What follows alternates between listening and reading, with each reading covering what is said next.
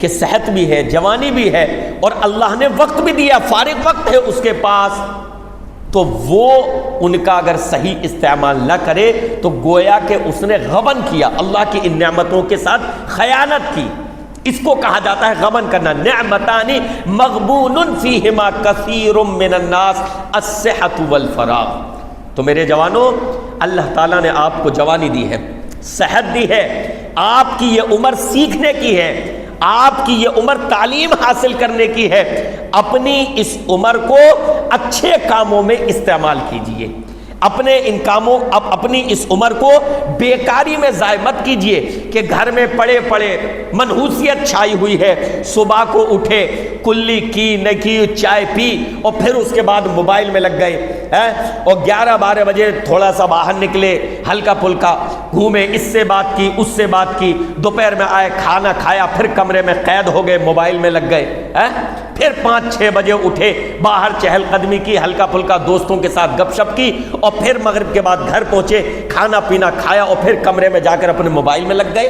ایسی جوانی مت گزاریے، اپنے وقت کا اچھا استعمال کیجئے، اپنی جوانی کا، اپنی صحت کا صحیح استعمال کیجئے۔ آپ کا یہ وقت تعمیری کاموں میں لگنا چاہیے، آپ کا یہ وقت رسول گرامی علیہ الصلوۃ والسلام کی احادیث کے تعلق سے علم حاصل کرنے میں لگنا چاہیے، رسول اللہ صلی اللہ علیہ وسلم کی احادیث کو جاننے کے لیے لگنا چاہیے۔ آج کا ہمارا جوان دینی کاموں میں اپنے وقت کو نہیں لگانا چاہتا، اور دین کے بارے میں وہ یہ کہتا ہے یہ تو بڑا مشکل ہے۔ دنیاوی کاموں میں اپنے آپ کو، دنیاوی چیزوں کا اپنے آپ کو ماسٹر سمجھتا ہے کہ میں تو ان میں بہت زیادہ جو ہے مہارت رکھتا ہوں، لیکن جہاں دین کا معاملہ آتا ہے تو کہتا ہے دین سمجھنا تو بڑا مشکل ہے۔ اور پھر جب اس کو قرآن و حدیث کی دعوت دی جائے تو وہ یہ کہتا ہے کہ مولوی صاحب میں تو بڑے کنفیوژن کا شکار ہوں، میری سمجھ میں نہیں آتا، سب یہ کہتے ہیں کہ ہم حق پر ہیں، ہم حق پر ہیں، جسے دیکھو وہ بھی یہ دعویٰ کرتے ہیں ہم حق پر ہیں، یہ بھی یہ دعویٰ کرتے ہیں کہ ہم حق پر ہیں، میں کنفیوژن کا شکار ہوں، دین ہمارے سمجھنے کی چیز نہیں ہے۔ گویا کہ اس نے اپنے آپ کو جو ہے مایوس کر لیا ہے، اور ہتھیار ڈال دیے کہ میں دین کو نہیں سمجھ سکتا۔ میرے بھائیوں، ایسی بات نہیں ہے۔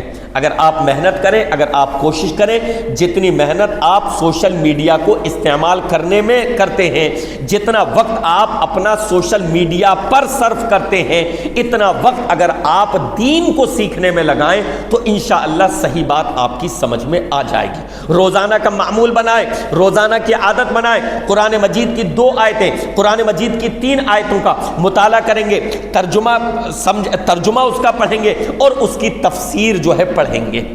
اسی طریقے سے روزانہ کا معمول بنائیں، اپنی عادت میں اس چیز کو شامل کریں کہ 1 حدیث، 2 حدیث، 3 حدیث، 5 حدیث روزانہ کی پڑھیں گے اور اپنی معلومات میں اضافہ کریں گے۔ جب آپ قرآن اور حدیث سے لو لگائیں گے، جب آپ اپنے مزاج کو قرآن و حدیث کو پڑھنے کا عادی بنائیں گے، جب آپ اپنی عادت قرآن و حدیث کے مطالعے کی ڈالیں گے، تو آپ کا مزاج رفتہ رفتہ قرآن و حدیث کے ماحول میں ڈھلے گا، پھر آپ کو یہ چیزیں مشکل نہیں لگیں گی۔ دیکھا نا کہ جس کو جب کوئی کسی چیز میں دلچسپی نہیں ہوتی تو اس کو مشکل لگتا ہے۔ ہمارے بریلی میں جاؤ، چاولوں کی ان کو اس قدر پہچان ہے کہ یہ 19 نمبر ہے، یہ 20 نمبر ہے، یہ 22 نمبر چاول ہے۔ چاولوں کا بتا رہا ہوں، 22، 24، 20 یہ نمبر الگ بھی چل رہے ہیں فرقوں میں، میں چاولوں کے نمبر بتا رہا ہوں۔ یہ 20 نمبر، 21 نمبر چاولوں ہیں۔ ہمیں یہ لگتا ہے کیونکہ ہماری اس میں دلچسپی نہیں ہے کہ یار یہ کیا ہے سر، میں ہمیں سمجھ ہی نہیں آ رہا، وہ ہاتھ میں لیں اور بتا دیتے ہیں۔ کیوں؟ کیونکہ ان کو تجربہ اتنا ہو گیا اس چیز میں پڑے پڑے، وہ کام کرتے کرتے۔ یہی معاملہ دین کا ہے۔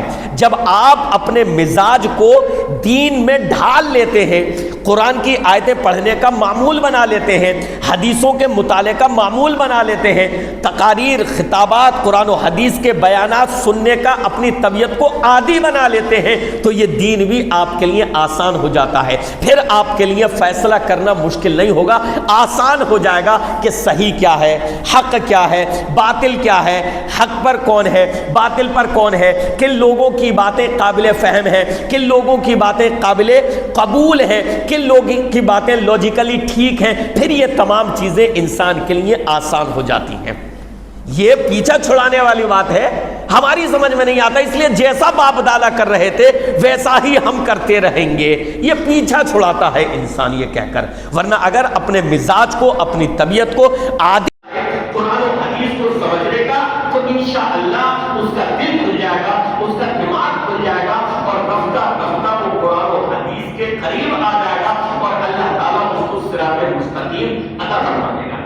تو میرے بھائیو، ضرورت اس بات کی ہے وقت کا صحیح استعمال کیا جائے، اور اپنی صحت کا صحیح استعمال کیا جائے، اپنی جوانی کا صحیح استعمال کیا جائے۔ اللہ العالمین سے دعا ہے کہ رب العالمین ہمارے جوانوں کو سمجھ بوجھ عطا فرمائے۔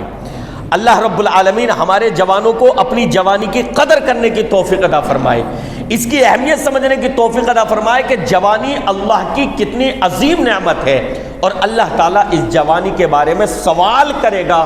کاش ہم اللہ کے یہاں یہ جواب دینے والے بن جائیں کہ اللہ ہم نے جوانی کو نمازوں میں لگایا، ہم نے جوانی کو قرآن مجید پڑھنے میں لگایا، ہم نے اپنی جوانی کا استعمال قرآن و حدیث کے مطالعے میں لگایا، دینی کتابوں کے مطالعے میں لگایا، ہم نے اپنی جوانی کا استعمال حق کو جاننے کے لیے لگایا، قرآن و حدیث کے بیانات سننے کے لیے ہم نے استعمال کیا اپنے وقت کا اور اپنی اس صحت کا۔ اگر اللہ کے یہاں ہمارے یہ جوابات ہوئے تو بے شک ہم کامیاب ہوں گے۔ اللہ تعالیٰ سے دعا ہے کہ رب العالمین کہنے سننے سے زیادہ عمل کرنے کی توفیق عطا فرما دے۔ ایک اور بات میرے بھائیوں، کہ دلوں میں نفرت، کدورت، ایک دوسرے سے بغض اور حسد، یہ ہم مسلمانوں میں نہیں ہونا چاہیے۔ یہ عام بیماری ہے۔ میں خاص آپ کے علاقے کے اس طرح کے واقعات میرے علم میں نہیں ہیں، میں نہیں جانتا، لیکن میں ایک عام بیماری بتا رہا ہوں کہ ہر علاقے میں یہ چیزیں مسلمانوں کے درمیان ہوتی ہیں، ایک دوسرے سے کٹنا، ایک دوسرے سے نفرت کرنا، ایک دوسرے سے حسد کرنا، ایک دوسرے کی باتوں کو اپنے دل پر اس قدر لے لینا کہ دعا سلام تک اس سے ترک کر دینا۔ مسلمان کا یہ شیوا نہیں ہے۔ مسلمان دوسرے مسلمان سے محبت کرتا ہے، مسلمان دوسرے مسلمان کو سلام کرتا ہے، مسلمان دوسرے مسلمان سے مصافحہ کرتا ہے، مسلمان دوسرے مسلمان سے تعلق رکھتا ہے ایمان کی بنیاد پر، توحید کی بنیاد پر۔ تمام مسلمانوں کی مثال ایک جسم کے مانند ہے، لہٰذا ہمیں ایک جسم کی طرح ایک دم مل کر ایک دوسرے سے جو ہے رہنا چاہیے۔ چھوٹی چھوٹی باتوں کو ایشو بنانا، چھوٹی چھوٹی باتوں کا پتنگڑ بنانا، یہ مسلمان کا شیوا اور طریقہ نہیں ہونا چاہیے۔ اور یقین جانیے کہ جب آپ اپنا مقصد عظیم رکھتے ہیں تو یہ تمام چیزیں بڑی ہی چھوٹی لگتی ہیں۔ جب آپ اپنا مقصد یہ رکھیں گے کہ ہمیں تو سماج سدھار کا کام کرنا ہے، اصلاح کا کام کرنا ہے، اپنے گھر کی اصلاح کا کام کرنا ہے، مسجدوں کو آباد کرنا ہے، تو انشاءاللہ نفرتیں، کدورت، یہ تمام چیزیں جو ہے دلوں کی ختم ہو جائیں گی۔ اللہ تعالیٰ سے دعا ہے کہ رب العالمین عمل کرنے کی توفیق عطا فرمائے، آمین یا رب العالمین۔ وصلی اللہ تعالیٰ علی رسول خیر خلقہ محمد وآلہ وصحبہ اجمعین برحمتک یا ارحم الراحمین۔